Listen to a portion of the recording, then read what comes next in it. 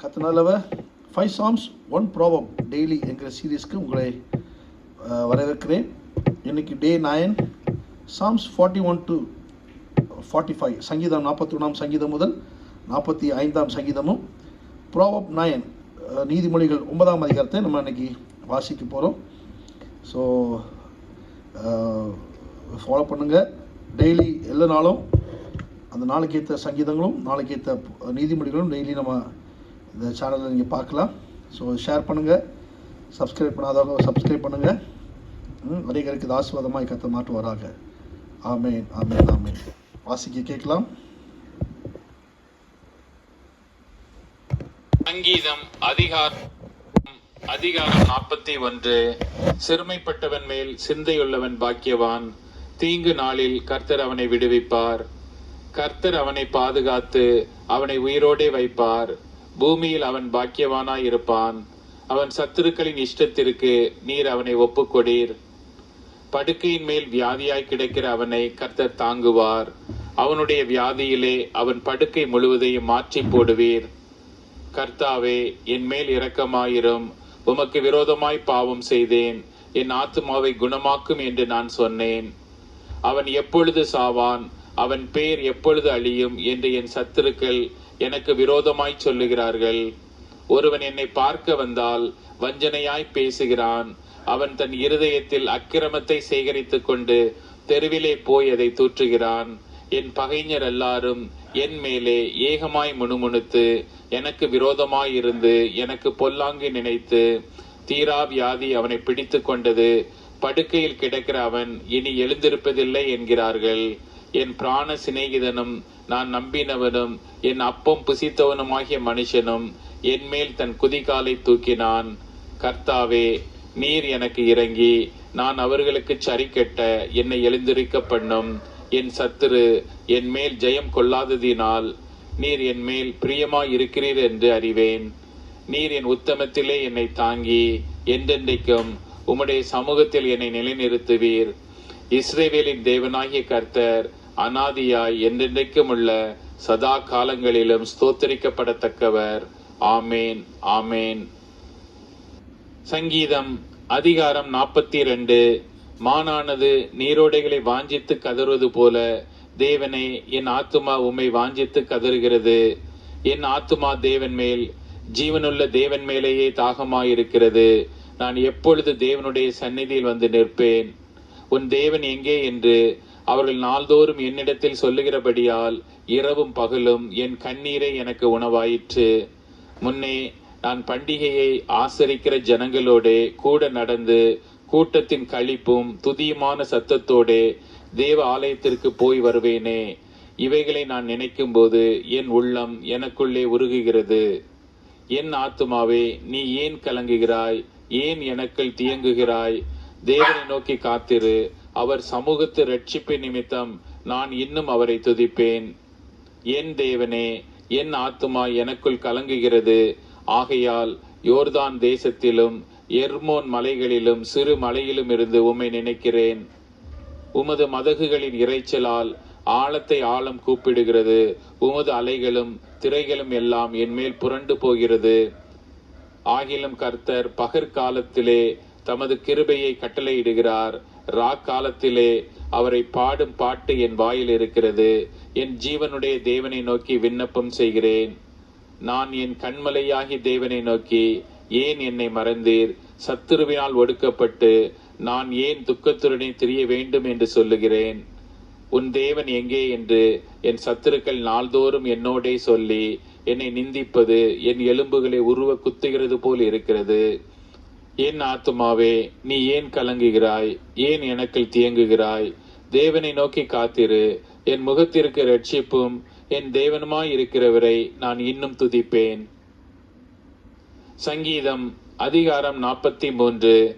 தேவனே, நீர் என் நியாயத்தை விசாரித்து பக்தி இல்லாத ஜாதியாரோடு எனக்காக வழக்காடி சூதும் அநியாயமான மனுஷனுக்கு என்னை தப்புவியும். என் அரணாகிய தேவன் நீர். ஏன் என்னை தள்ளிவிடுகிறீர்? சத்துருவினால் ஒடுக்கப்பட்டு நான் ஏன் துக்கத்துடனே திரிய வேண்டும்? உமது வெளிச்சத்தையும் உமது சத்தியத்தையும் அனுப்பியருளும். அவைகள் என்னை நடத்தி உமது பரிசுத்த பர்வதத்திற்கும் உமது வாசஸ்தலங்களுக்கும் என்னை கொண்டு போவதாக. அப்பொழுது நான் தேவனுடைய பீடத்தண்டைக்கும் எனக்கு ஆனந்த மகிழ்ச்சியாய் இருக்கிற தேவனிடத்திற்கும் பிரவேசிப்பேன். தேவனே, என் தேவனே, உம்மை சுர மண்டலத்தால் துதிப்பேன். என் ஆத்துமாவே, நீ ஏன் கலங்குகிறாய்? ஏன் எனக்குள் தியங்குகிறாய்? தேவனை நோக்கி காத்திரு. என் முகத்திற்கு இரட்சிப்பும் என் தேவனுமாய் இருக்கிறவரை நான் இன்னும் துதிப்பேன். சங்கீதம் அதிகாரம் 44. தேவனே, எங்கள் பிதாக்களுடைய நாட்களாகிய பூர்வ நாட்களில் நீ நடப்பித்த கிரியைகளை அவர்கள் எங்களுக்கு அறிவித்தார்கள். அவைகளை எங்கள் காதுகளால் கேட்டோம். தேவரீர் உம்முடைய கையினாலே ஜாதிகளை துரத்தி இவர்களை நாட்டி ஜனங்களை துன்பப்படுத்தி இவர்களை பரவ பண்ணினீர். அவர்கள் தங்கள் பட்டயத்தால் தேசத்தை கட்டி கொள்ளவில்லை. அவர்கள் புயமும் அவர்களை இரட்சிக்கவில்லை. நீர் அவர்கள் மேல் பிரியமாய் இருந்தபடியால் உம்முடைய வலது கரமும் உம்முடைய புயமும் உம்முடைய முகத்தின் பிரகாசமும் அவர்களை இரட்சித்தது. தேவனே, நீர் என் ராஜா, யாக்கோப்புக்கு இரட்சிப்பை கட்டளையிடும்.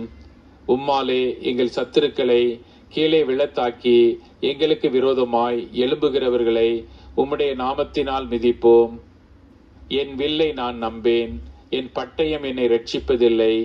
நீரே எங்கள் சத்துருக்களில் நின்று எங்களை இரட்சித்து எங்களை பகைக்கிறவர்களை அகப்படுத்தினீர். தேவனுக்குள் நித்தம் மேன்மை பாராட்டுவோம். உமது நாமத்தை என்றென்றைக்கும் துதிப்போம். சேலா. நீர் எங்களை தள்ளிவிட்டு நாண பண்ணுகிறீர். எங்கள் சேனைகளுடனே செல்லாதிருக்கிறீர். சத்துருவுக்கு நாங்கள் இடைந்து பின்னிட்டு திரும்பி போக பண்ணுகிறீர். எங்கள் பகைஞர் தங்களுக்கென்று எங்களை கொள்ளையிடுகிறார்கள். நீர் எங்களை ஆடுகளைப் போல இரையாக ஒப்பு கொடுத்து ஜாதிகளுக்குள்ளே எங்களை சிதறடிக்கிறீர். நீர் உம்முடைய ஜனங்களை இலவசமாக விற்கிறீர். அவர்கள் கிரயத்தினால் உமக்கு லாபமில்லையே. எங்கள் அயலாருக்கு எங்களை நிந்தையாகவும் எங்கள் சுற்றுப்புறத்தாருக்கு பரியாசமும் சக்கந்தமுமாகவும் வைக்கிறீர். நாங்கள் ஜாதிகளுக்குள்ளே பல மொழியாய் இருக்கவும் ஜனங்கள் எங்களை குறித்து தலை துளுக்கவும் செய்கிறீர். நிந்தித்து தூஷிக்கிறவனுடைய சத்தத்தின் நிமித்தமும் சத்துருவின் நிமித்தமும் பழி வாங்குகிறவன் நிமித்தமும் என் இலைச்சை நித்தம் எனக்கு முன்பாக இருக்கிறது. என் முகத்தின் வெட்கம் என்னை மூடுகிறது. இவையெல்லாம் எங்கள் மேல் வந்திருந்தும் உம்மை நாங்கள் மறக்கவும் இல்லை. உம்முடைய உடன்படிக்கைக்கு துரோகம் பண்ணவும் இல்லை. நீர் எங்களை வலு சர்ப்பங்களுள்ள இடத்திலே நொறுக்கி மரண இருளினாலே எங்களை மூடியிருந்தும் எங்கள் இருதயம் பின் வாங்கவும் இல்லை. எங்கள் காலடி உம்முடைய பாதையை விட்டு விலகவும் இல்லை. நாங்கள் எங்கள் தேவனுடைய நாமத்தை மறந்து அந்நிய தேவனை நோக்கி கையெடுத்திருந்தோமானால் தேவன் அதை ஆராய்ந்து விசாரியாதிருப்பாரோ? இருதயத்தின் அந்தரங்கங்களை அவர் அறிந்திருக்கிறாரே. உமது நிமித்தம் என் நேரமும் கொல்லப்படுகிறோம். அடிக்கப்படும் ஆடுகளைப் போல எண்ணப்படுகிறோம். ஆண்டவரே, விழித்துக் கொள்ளும். ஏன் நித்திரை பண்ணுகிறீர்? எழுந்தருளும். எங்களை என்றைக்கும் தள்ளிவிடாதிரும். ஏன் உம்முடைய முகத்தை மறைத்து எங்கள் சிறுமையையும் எங்கள் நெருக்கத்தையும் மறந்து விடுகிறீர்? எங்கள் ஆத்துமா புழுதி மட்டும் தாழ்ந்திருக்கிறது. எங்கள் வயிறு தரையோடே ஒட்டி இருக்கிறது. எங்களுக்கு ஒத்தாசையாக எழுந்தருளும். உம்முடைய கிருபை நிமித்தம் எங்களை மீட்டுவிடும்.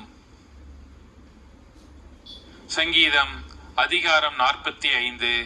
என் இருதயம் நல்ல விசேஷத்தினால் பொங்குகிறது. நான் ராஜாவை குறித்து பாடின கவியை சொல்லுகிறேன். என் நாவு விரைவாய் எழுதுகிறவனுடைய எழுத்தாணி. எல்லா மனுபுத்திரரிலும் நீர் மகா சௌந்தரியமுள்ளவர். உம்முடைய உதடுகளில் அருள் பொழிகிறது. ஆகையால் தேவன் உம்மை என்றென்றைக்கும் ஆசீர்வதிக்கிறார்.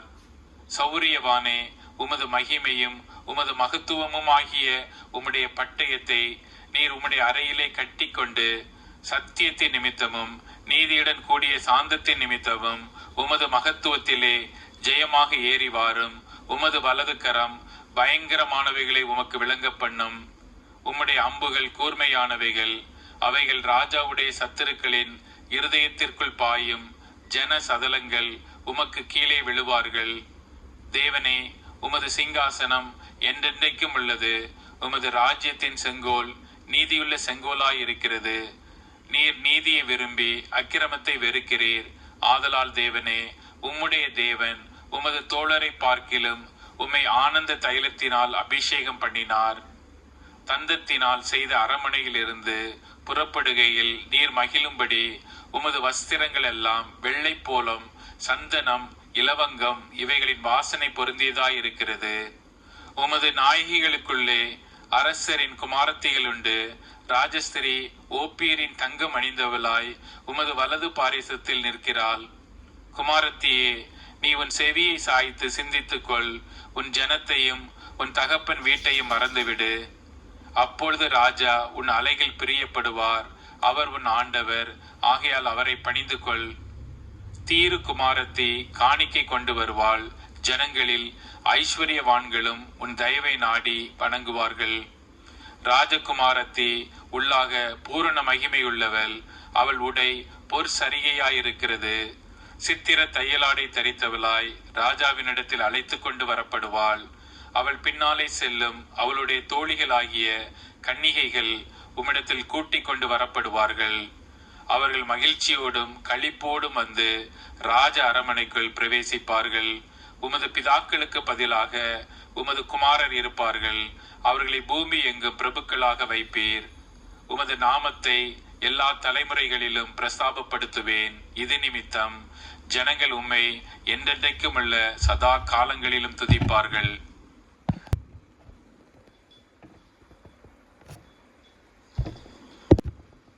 நீதிமொழிகள் அதிகாரம் 9. ஞானம் தன் வீட்டை கட்டி தன் 7 தூண்களையும் சித்திரம் தீர்த்து தன் கொழுத்த ஜந்துக்களை அடித்து திராட்சை ரசத்தை வார்த்து வைத்து தன் போஜன பந்தியை ஆயத்தப்படுத்தி தன் பணிவிடைக்காரிகளை அனுப்பி பட்டணத்தின் உயர்ந்த மேடைகளின் மேல் நின்று கூப்பிட்டு புத்தியீனனை நோக்கி, எவன் பேதையோ அவன் இவ்விடத்தில் வரக்கடவன். நீங்கள் வந்து என் அப்பத்தை புசித்து நான் வார்த்த திராட்சை ரசத்தை பானம் பண்ணுங்கள். பேதமையை விட்டு விலகுங்கள், அப்பொழுது பிழைத்திருப்பீர்கள். புத்தியின் வழியிலே நடவுங்கள் என்று விளம்புகிறது. பரியாசக்காரனை கண்டிக்கிறவன் இலைச்சி அடைகிறான். துன்மார்க்கனை கண்டிக்கிறவன் தன்னை கரைப்படுத்திக் கொள்ளுகிறான். பரியாசக்காரனை கடிந்து கொள்ளாதே, அவன் உன்னை பகைப்பான். ஞானம் உள்ளவனை கடிந்து கொள், அவன் உன்னை நேசிப்பான். ஞானம் உள்ளவனுக்கு போதகம் பண்ணு, அவன் ஞானத்தில் தேறுவான். நீதிமானுக்கு உபதேசம் பண்ணு, அவன் அறிவில் விருத்தி அடைவான். கர்த்தருக்கு பயப்படுதலே ஞானத்தின் ஆரம்பம், பரிசுத்தரின் அறிவே அறிவு. என்னாலே உன் நாட்கள் பெருகும், உன் ஆயுசின் வருஷங்கள் விருத்தியாகும். நீ ஞானியானால் உனக்கென்று ஞானியாவாய், நீ பரியாசக்காரனானால் நீயே அதன் பயனை அனுபவிப்பாய் என்றும் சொல்லுகிறது. மதியற்ற ஸ்திரீ வாயாடியும் ஒன்றுமறியாத நீர்மூடமாயிருக்கிறாள். அவள் தன் வீட்டு வாசற்படியிலும் பட்டணத்தின் மேடைகளிலும் ஆசனம் போட்டு உட்கார்ந்து தங்கள் வழிகளை நோக்கி நேரே போகும் வழிப்போக்கரை பார்த்து, எவன் பேதையோ அவன் இவ்விடத்தில் வரக்கடவன் என்றும், மதியினனை நோக்கி திருட்டு தண்ணீர் தித்திக்கும், அந்தரங்கத்தில் புசிக்கும் அப்பும் இன்பமாயிருக்கும் என்றும் சொல்லி கூப்பிடுகிறாள். ஆயினும் மரித்தவர்கள் அவ்விடத்தில் உண்டென்றும் அவருடைய விருந்தாளிகள் நரக பாதாளங்களில் கிடக்கிறார்கள் என்றும் அவன் அறியான். அமேன். God bless you. அன்றைக்கி ஷேர் பண்ணுங்கள், சப்ஸ்கிரைப் பண்ணுங்கள். கர்த்தர் உங்களை ஆசீர்வதித்து நடத்துவாராக. ஆமேன், ஆமேன், ஆமேன்.